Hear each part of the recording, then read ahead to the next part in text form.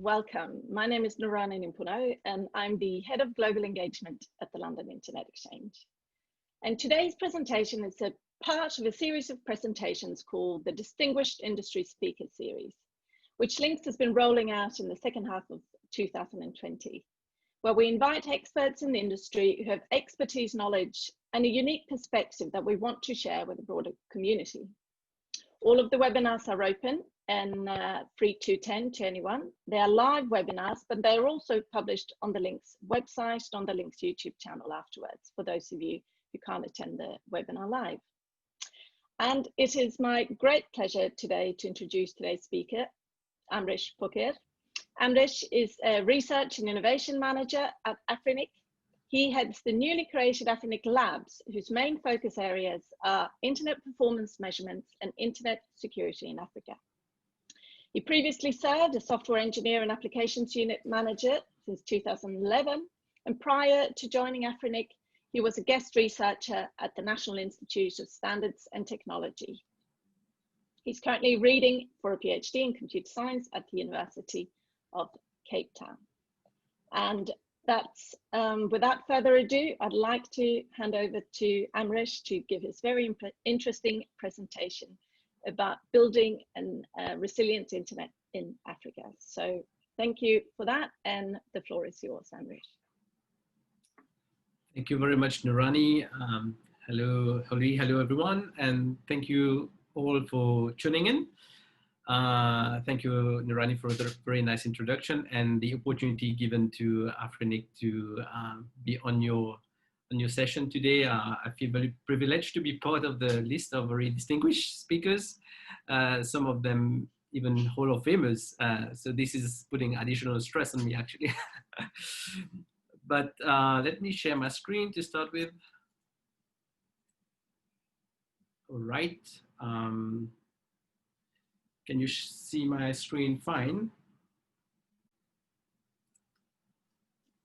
Yes, we can. Okay, great. All right, the topic of my talk is about building a resilient internet in Africa.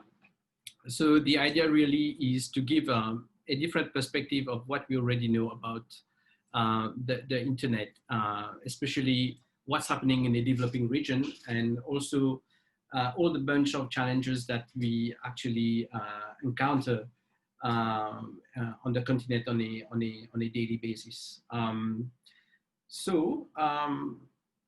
me put the next slide. So a bit of context. So as I like to tease my American friends, Africa is not a country, a single country, but is made of 54 different economies. Different countries, actually 16 of them being landlocked, so it actually creates even more complexity in terms of rolling out infrastructure.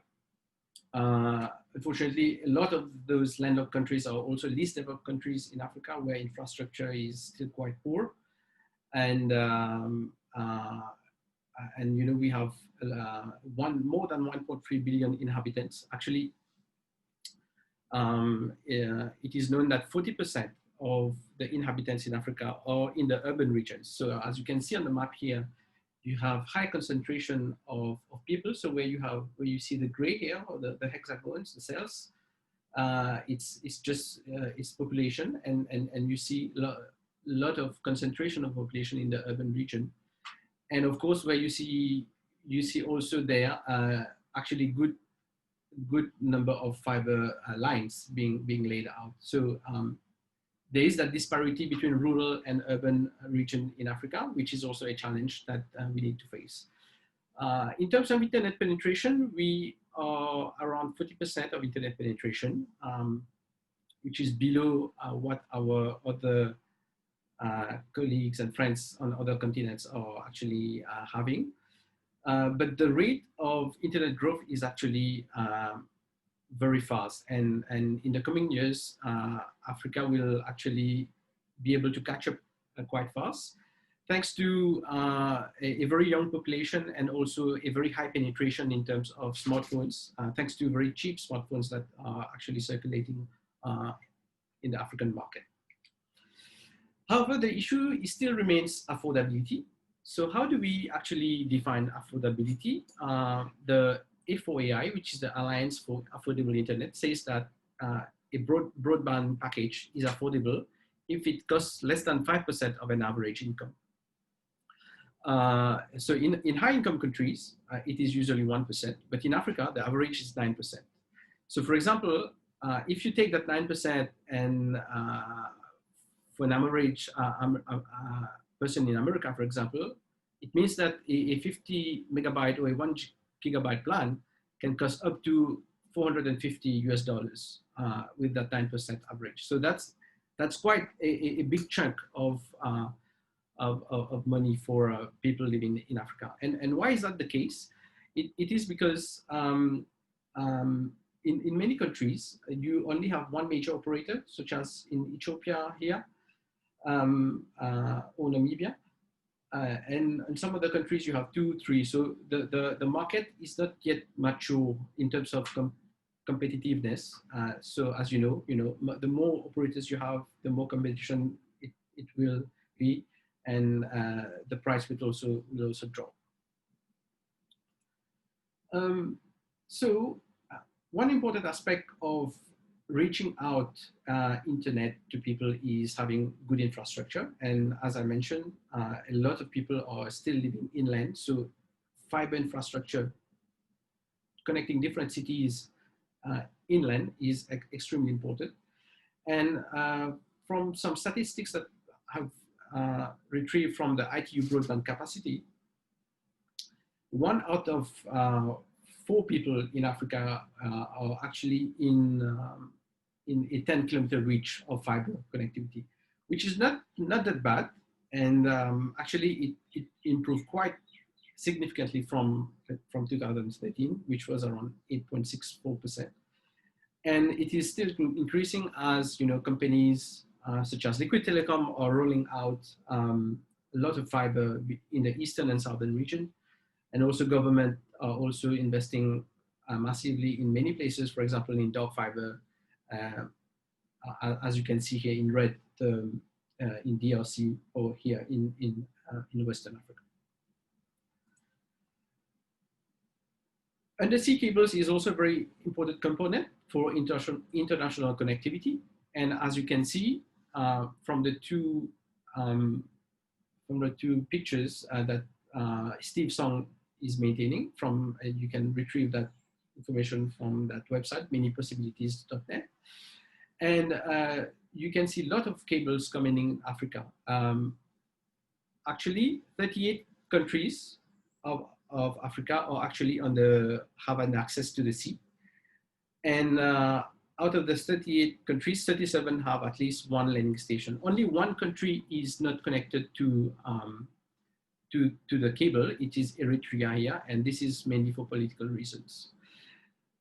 So this means that most of the seashore countries are very well connected, and as you can see on the right, the number of cables has significantly increased.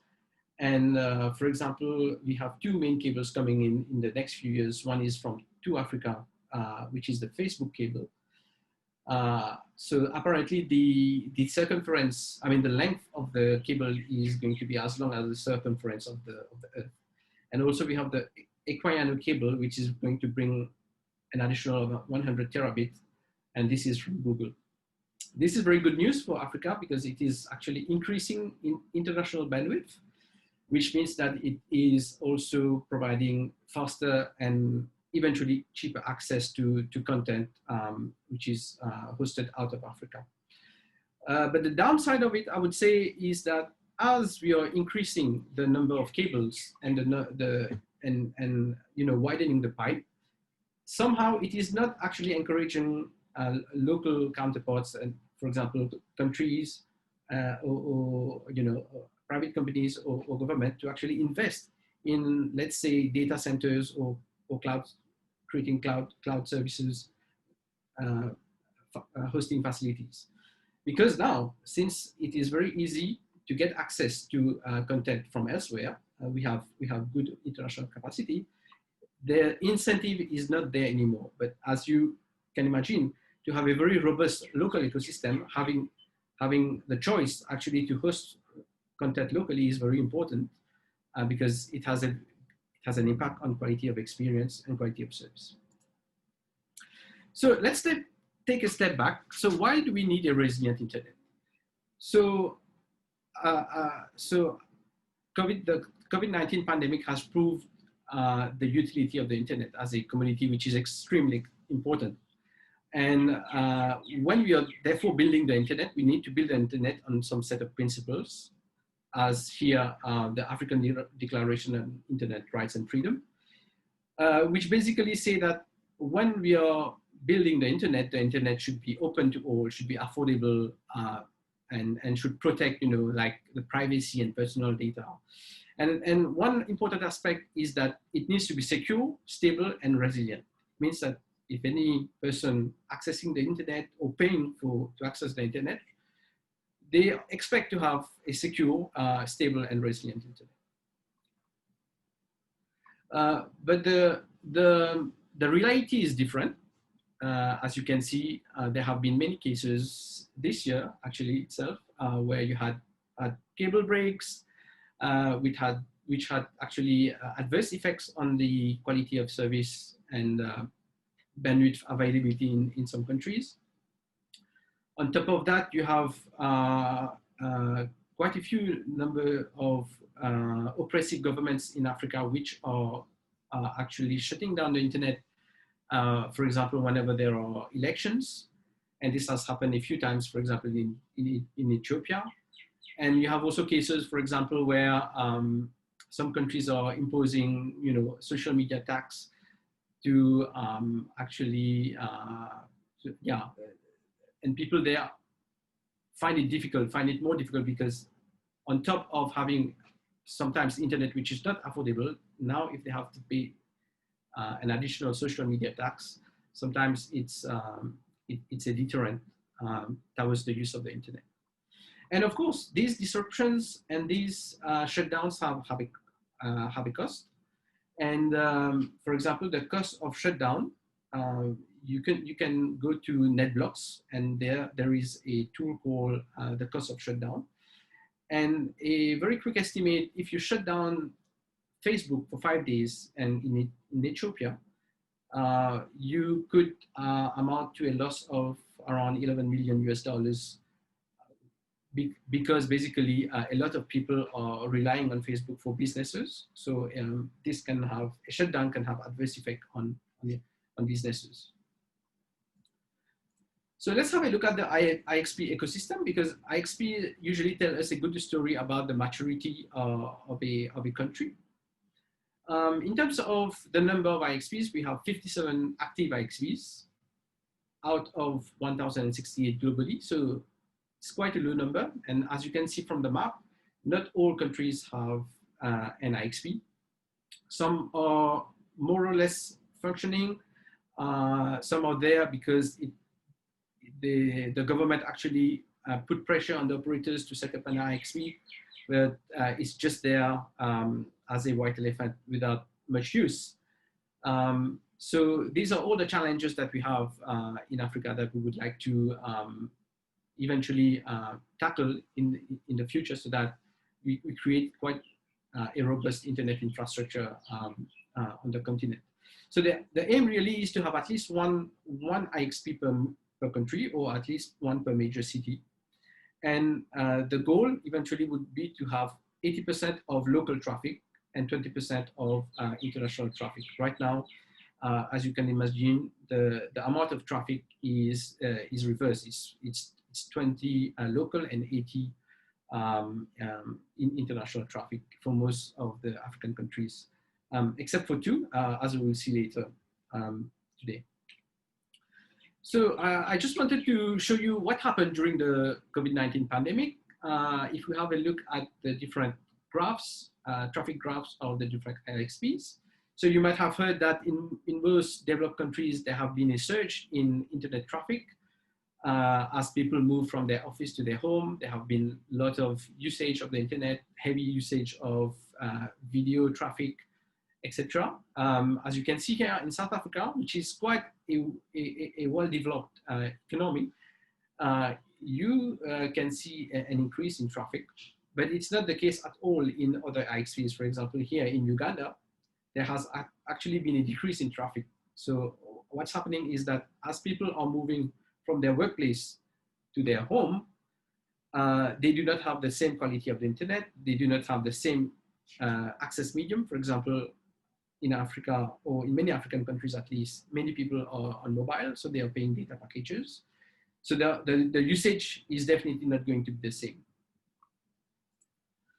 And if we have a look at the peering fabric, so peering fabric basically says how many, for each of those IXPs here, those which are represented here by the lines and the color, what is the percentage, as we can see, as we can see on the y-axis, what is the percentage of AS numbers in that country which is appearing on that IXP, so which are basically appearing at the IXP. So you have a few, around, I would say, mid-2015, there have been a few IXPs where you can see an increase in the number of peers, topping around 90%. So 90% is quite a good number, actually. I'm not putting all the IXPs here on the graph, otherwise it gets messy. I took just a few. And for example, here, Mozambique IX has been there almost all the time. So it means that it is an IXP which has been actually gathering a lot of their local ASs and maintaining quite a vibrant ecosystem. Some other IXPs, on the contrary, for example, Cairo IXP has had a very low number of peers across the time, and it has not changed over time. So we have two case studies here. One is the Kenyan IXP, which is the KIXP, and let's see what happened between 2012 and 2020. So mobile broadband subscribers increased drastically by 100-fold. And there has been also the use of international bandwidth that has increased, but the price decreased. So as price decreased, we have more usage, which is normal. And also we have seen more carrier neutral data center coming in the country. And you know, Kenya is also very well located because it is on the sea. It has two ports, Nairobi and Mombasa, which are very well connected with the undersea cables. And therefore, it has attracted many people. It has attracted carrier neutral data centers. It has attracted also content providers and CDN players as well. So as a result, we have had more networks connecting and peering to the KIXP, and also traffic increase from 1 gigabyte to 20 gigabytes in that 8 years. And there's also a good story about the Nigerian IXP, which is IXPN, where the number of mobile broadband subscribers has also increased. And actually in Nigeria, most of the people accessing the internet is actually from mobile. They managed to decrease the cost of international IP transit, which is usually quite heavy on the bill. And once you manage to reduce the international transit, you see a lot of other people, like, as I mentioned, the content providers and the CDNs coming in, because now filling up the cache is not as expensive as before. And also the fact that they have nodes in multiple places and not only in their main city, which is Lagos, makes it quite an attractive IXP. So what were the critical success factors?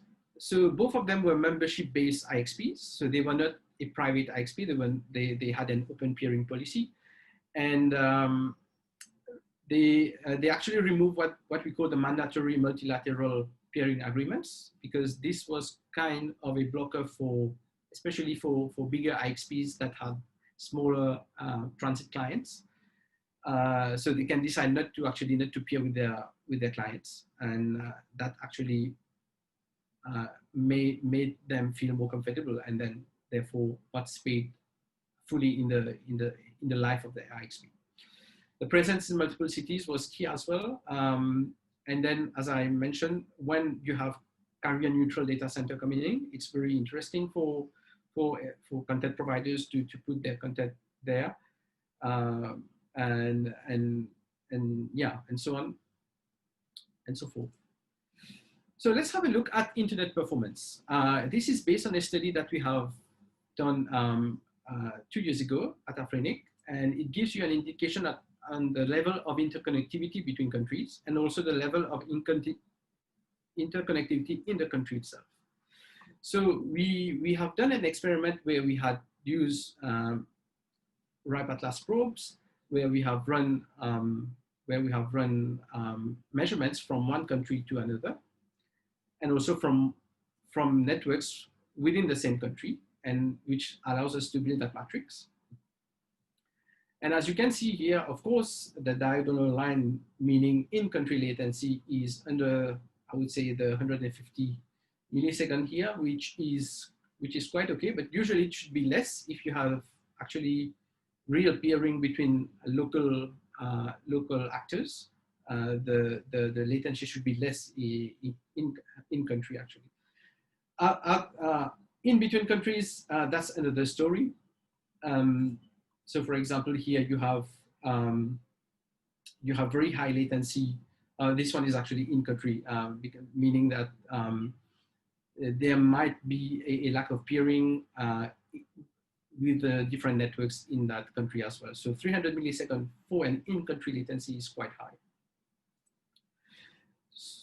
Now talking about inter-country latency, what we have tried to do is we clustered the countries together based on their similarity, based on whether it is easy for a country to access, to reach another country, easy in the sense that it is faster. And we have found some surprising results. For example, Madagascar, which is in the Indian Ocean, it's actually faster to send packets from Madagascar to any country in the northern cluster here than it is, for example, from Madagascar to a neighboring cluster here, for example, South Africa or Mozambique. This actually highlights the lack of peering between networks which are close by, and sometimes even between networks of neighboring countries here. We also had a look at what are the paths that that the packets are taking to go from one network to another network within the same country. And we have seen that in many cases, actually in 37% of the cases, the packets are taking an AS which is based outside of Africa, most of the time through Europe or through the US, and somehow a little bit through South Africa, which over the years has become a hub actually in our region. So this basically says that peering is still, there's still a lot of work to do in terms of peering in between the country, so that we reduce the latency in between the countries. And also, of course, since latency in between the countries sometimes is not that great, it doesn't actually encourage, data centers and cloud service providers to come and put their services in Africa. As you can see here, there aren't many. And because of that, of course, most of the local content are hosted outside of Africa. And this has been also a study that we carried out not so long ago, where we had a look at a local news website, because local news websites are supposed to carry local content, right? And in most cases, in most countries actually, the number of resources hosted outside of Africa outweighs the number of resources hosted in Africa itself. And of course, because it is hosted outside of Africa, there is a high impact on latency and actually the page load time, for example. And here, if you take the DRC, which is the Democratic Republic of Congo, the latency to access pages from the same country On the average, it was around 500 milliseconds, which is quite high. Now you have disruptions. So there are many stories of internet shutdowns. Fortunately, we are not the biggest case of internet shutdowns around the world, but we do have a few. For example, Ethiopia, Cameroon, Egypt, Sudan, etc. And as I said, these disruptions, they cause a lot of harm. They do not allow people to communicate freely. Freedom is therefore restrained, and as I mentioned, it also has an economic impact on these countries. And one of the things we are going to look at is what we call some choke point potential. The choke point potential is basically a measure of the ratio of international internet path as it is intercepted by a border AS. So it means that some countries, they have a concentration on one or two specific AS, which are the border AS, and therefore it is very easy for an oppressive government to shut down the internet because that border AS becomes a single point of failure. And that measure is you can rate a country between 0 and 1. So it's basically in terms of percentage. And for example, Egypt can intercept 60% of its international routes. So that means that in some countries in Africa, as we'll see on the next slide, it is actually more or less difficult to shut down the internet. So this is we have 4 examples here: Ethiopia, Angola, Nigeria, and South Africa. So 2 bad examples. Ethiopia is a very bad example, actually. It has only 1 border AS. The good news is that they have started the opening up of the market. So hopefully there will be more border ASs coming up and more operators. But right now, as it stands, there's only one national operator. And this is why you have seen cases of internet shutdown in that country. Angola has 1 main operator and smaller other border ASs, which means that it is just a little bit more difficult to shut down completely the internet. But if you shut 1 operator, perhaps 75% of the country will not have access. It is a bit more difficult to do that in a country like Nigeria or South Africa, where you have many more border ASs and the market share is more distributed. For example, here in South Africa, it would be actually unadvisable to shut down the internet here because it's not possible at all. So this is one of the metrics that we will use in a project that I will talk about in the next few slides. So we are going to work on a project called MIRA, which is measuring internet resilience in Africa. And the idea is actually to measure internet resilience at a network level, and also and then aggregate that resilience metric at the country level. Of course, we will look into different types of metrics. We'll break it down into ISP resilience, the resilience of the critical infrastructure, availability of stable power infrastructure, etc. And the ISP resilience itself is broken down into smaller metrics such as quality of service, DNS resilience, routing resilience, so on and so forth. So how are we going to collect data? We are going to do active measurements. So active measurements using Raspberry Pis here, on which we will put existing platforms such as RIPE Atlas and Measurement Lab. And we will roll it out to different countries and try to, as much as possible, to have a coverage of a maximum coverage in terms of AS numbers in that country. So to begin with, we have selected 10 countries, and their idea really is to have a maximum coverage in terms of AS numbers, so that we have a very accurate type of information and live information about the state of the internet, whether it is QoS, whether it is traceroute, what are the paths that the traffic is taking, so on and so forth.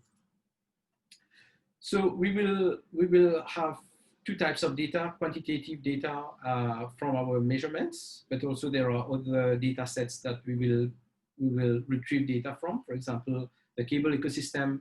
We would like to see whether a country has multiple cables coming in, and do they also have multiple landing stations? Because all that contribute to the whole resilience framework of a country or of a network. And of course, we'll ask people questions about what do they experiment when they use the internet in terms of downtime. Do they experiment, for example, power outages often?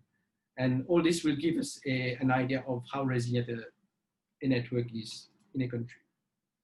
So what we hope to find, we hope that the statistics that we will be able to gather gives us a real indication. And also, if we gather it over time, it will give us an indication about whether a specific policy, for example, has been successful in influencing positively the resilience of the internet in the country. And we will also see, for example, if there are issues such as shutdown or sabotage, we will actually easily find the trend on the data that we are collecting. So this is the project that we have just started, and we are right now in the prototyping phase. So we are, between now and December, we are going to work on the prototype and on the initial campaigns. And next year is really the large-scale measurements and the visualization. That's all for me today. Thank you very much. I'll be happy to take questions. Thank you, Amreesh. Merci. It was a very interesting presentation, and it covered a lot. I think it was very interesting that you covered everything from the number of IXPs in a country, the cable landings, the obviously the number of AS numbers, as in number of unique networks in a country, but also the part with the government regulation and internet shutdown. So as we know, it's if you want to build a resilient internet, you need a mix of all these factors to come together. And we know that while an IXP is not the solution to everything when it comes to internet infrastructure, it's a very important component. But I'd like to hear your thoughts on, so both in terms of, even if you have a good IXP, what are the other ingredients that you think really need to come together in order for that to flourish? You touched upon some of those things, but if we put that all together in a pot, what would that perfect recipe look like? Right, you're perfectly right. An IXP is important in the country, but it doesn't solve all the problems. So as I mentioned, opening up the market, deregularizing, for example, when you're rolling out fiber, that everyone can use that fiber, for example, is something important. And we see countries which are more progressive, for example, Kenya, as I stated,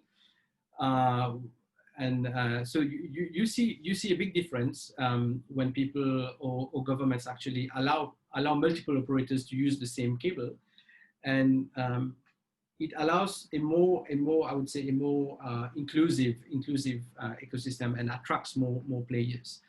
On top of that, I would think that if the government have the right policies in place, for example, if they have good data protection laws, or good privacy law as well, it will also attract perhaps cloud service providers, and also content hosting providers that would feel safe in that type of an environment, and also then perhaps give them incentives also to attract local traffic. And all this together makes an ecosystem. So more competitivity, so in a deregulated market, which means that perhaps we'll have cheaper connectivity and cheaper transit as well. a more competitive and vibrant ecosystem will attract players, and all of this together, bonded by a strong IXP, would make actually a very strong case for a country. Yeah, great. So if you wouldn't mind, I'd like to dig a little bit deeper into the regulatory part, because I think the way you talk about it is interesting, I think, for government as well, that understanding that having more AS numbers, more independent networks that can interconnect, and not just, and also more AS numbers that actually connect internationally, that actually makes the internet, the in-country internet, more resilient. And I think there's some tendency for some governments to be a little bit afraid of that, in that they think it's better, and they have better control if they only have one big international AS number. And I know there's been several studies showing that it's actually incredibly important for the resilience of the country, and that also brings the prices down. Do you want to talk a little bit about that in a way that could be informative to governments? Yeah, right. So as you rightly pointed out, some governments would like to keep a very strong hand on the ecosystem, and try to, as I mentioned, have a single point where they can actually intervene easily. But we have seen this scenario do not benefit in the long run to the end users, because the end users would like to have a variety of internet access, would have to have perhaps a choice in terms of competition, and also a variety of players in the country. And we have seen most of the countries actually with this type of setup, they are usually still lagging behind in terms of development, because it doesn't create the right environment for value-added services to flourish, and it keeps the country close. It keeps the country away from the latest development in terms of internet infrastructure, and as you know, ICT has been an enabler in many countries, and the more open you are about it, the better it is. And I think it comes with, I suppose, maturity of the ecosystem and what is really driving the country. So I really hope some countries would change their mind in terms of opening up and being less restrictive in terms of control. Actually. Yeah, interesting. And then in terms of, so that's a little bit about the sort of the policies and the regulatory environment, but what about what can governments actually do to, just in practical terms, to support the development of infrastructure, IXPs, fiber, etc.? Yeah, so I think what is different, and what perhaps we need to share with you and all the people listening, is sometimes it is difficult in African countries for example, for an IXP to get set up. Usually in a well-advanced economy, this actually comes by itself, because it comes because operators need an IXP, and operators need a place where they can easily have access to, for example, content providers or CDNs, etc. But it's not like that in Africa. So what we have seen happening is that usually that innovation is somehow driven by governments, those who are actually well advised. They know that an IXP can actually benefit a community. So they would, I would say, they would trigger that innovation in terms of internet infrastructure, and put incentives for people to, first of all, to build that infrastructure. They would usually for a few years pay all the operation costs and everything, and slowly now pass the ball to a community that will now manage the infrastructure. So I would say it's for many governments in Africa, it's important for them to understand the benefits, and also to trigger that change by putting the right incentives. Yeah, interesting. And then to shift the focus away from the regulatory side of things and to look at the technical community. So I found it very interesting to see your map of where the internet traffic goes, not just from Africa up to Europe, but also still very much to the US. And it's, you know, I find it fascinating that still that a lot of that content, which I assume a lot of it is content and obviously some transit connection, goes so far outside of the continent. So what in your view should be done to attract more of that content into Africa where it can be exchanged locally? Right, yeah, definitely. So content which are supposed to be consumed locally normally should be local. And but the thing is, people, of course, will go where it is cheaper. It is cheaper, for example, to buy an EC2 web server because in Africa, it's either you can't find it at all or it will be extremely expensive. So the thing is really to create the right ecosystem so that it is easy for data centers to start business and together with IXPs, making the right ecosystem and find ways actually to bring down the costs. So there are cases, for example, in Rwanda where the government actually provided some incentives to data centers so that now people can actually host their content locally instead of hosting it outside. But this comes also with proper regulations. So proper, for example, data protection. So regulation, for example, to create a trustworthy environment. So for example, if you're a bank, you would like to make sure that if you're putting your data in a local data center, it's not going to, you know, to be tampered with yeah. So for example, so these are cases where it happened actually in Africa, in Rwanda. Yeah. Oh, great. Yeah. Thank you. I want to give the audience an opportunity to ask questions as well, but I think they might be a little bit shy. I see that there's some people also from NAP Africa and Terreco, the exchange point and data center in South Africa as well. And maybe I can ask you,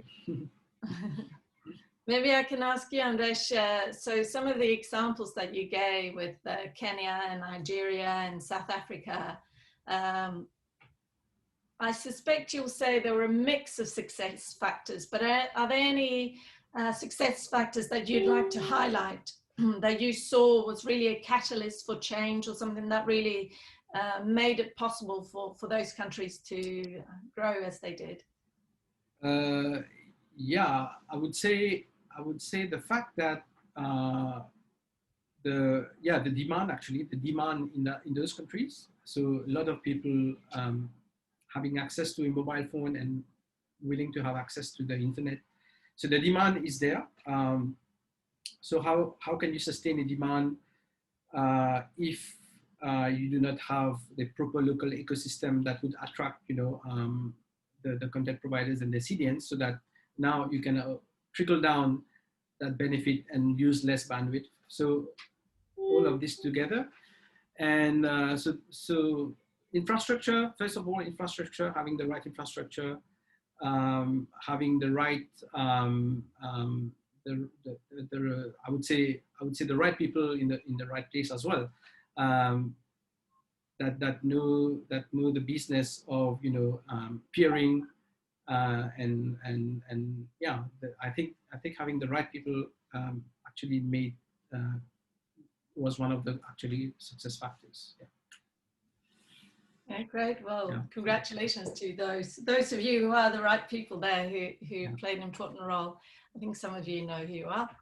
And then looking to the future, just where if I ask you to look into your crystal ball, where do you think the next growth will come in Africa? Are there any particular regions that you see where this mix is coming together, or?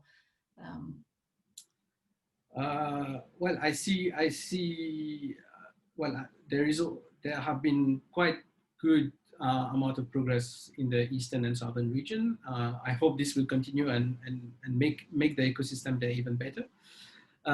Hopefully we'll see more now with Nigeria becoming the hotspot in the Western region that will influence countries in the Western region, which have kind of lagged behind a little bit.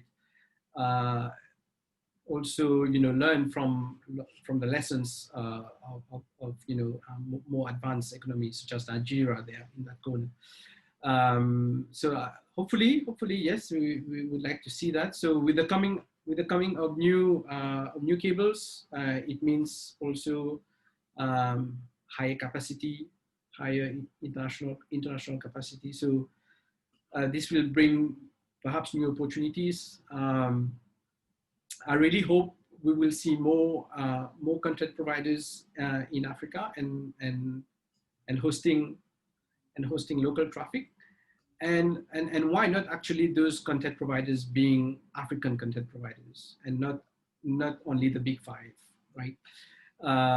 So I really hope this will actually spring this type of an environment where it is actually possible for African operators to create what others are already doing, but here in Africa and for local content, and makes making the market vibrant enough to lower down the costs and make local hosting attractive as well.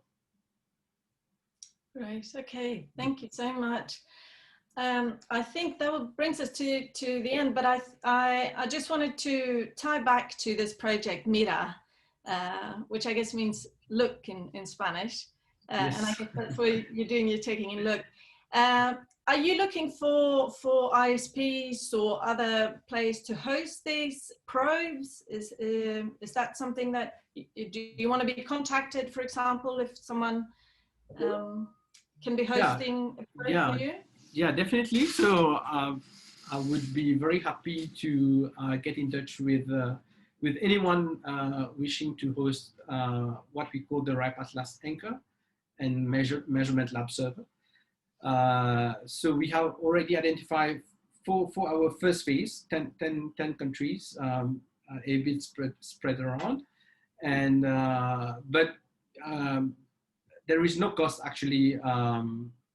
Because, for example, Measurement Lab is going to sponsor the server, and the RIPE Atlas Anchor is actually a virtual machine, so there is no hardware cost per se. So I would be very happy to get in touch with anyone that would be willing to help us on that project, rolling out the measurement infrastructure. Definitely. Okay, great. Well, get in touch with Amreesh then if you're interested in hosting a probe. I also see there's a comment from Andrew Owens who works for NAP Africa, and I think his comment is a good one. I'd like to add that as well. He says open regulatory environments would go a long way to accelerating growth in Africa. Community development and knowledge building driven by IXPs is also crucial, and I think that's a very good comment. And I think, I don't know if you want to comment on that, but I think it's also a well-known fact that well-run IXPs they bring secondary benefits as well, in that they build a community around the IXP. There's knowledge sharing, it builds trust in the community, and it develops that community. And I think that's also very important. Yeah. And I see you've already picked up a potential host for one of your probes from MTN. Thank you. He's Amreesh@afrinic.net. So if anyone is interested, make sure to get in touch with Amreesh. Thank you. Okay, well, thank you so much again, Amreesh. It was a pleasure, Nurani. Thank you for giving me and Afrinic the opportunity to come and talk about a very interesting topic for us, at least. Yes. Well, for us as well, and for me, it's been very interesting seeing the great strides actually that have happened over the last 10 years in Africa. I went to an AFPIF, an African Peering Forum meeting, one of the very first ones, and I can say that the landscape looks very different now, and I think it's thanks to all the good people in this community. So thank you for that. Yeah. Thank you very much. Yeah. Great. And thank you for all of you who have participated, for those of you who participated live and put comments in the chat, and as well as any of you participating and watching this afterwards. Please do keep an eye out on the LINX website for upcoming presentations and tutorials. We have some really interesting speakers and talks coming up, so make sure to register for those now. You'll also be able to watch any of the talks that we've hosted in the past on the LINX website and on the LINX YouTube channel. So with that, I would like to again give a very special thank you to Amreesh for taking the time to share this very interesting presentation. We look forward to seeing the results of your studies. So please make sure to let us know that when that's been published. I, for one, at least very much enjoyed your presentation. So thank you all. It's a pleasure. Thanks again. Take care, everyone. Stay healthy and safe, and hope to see you all again soon.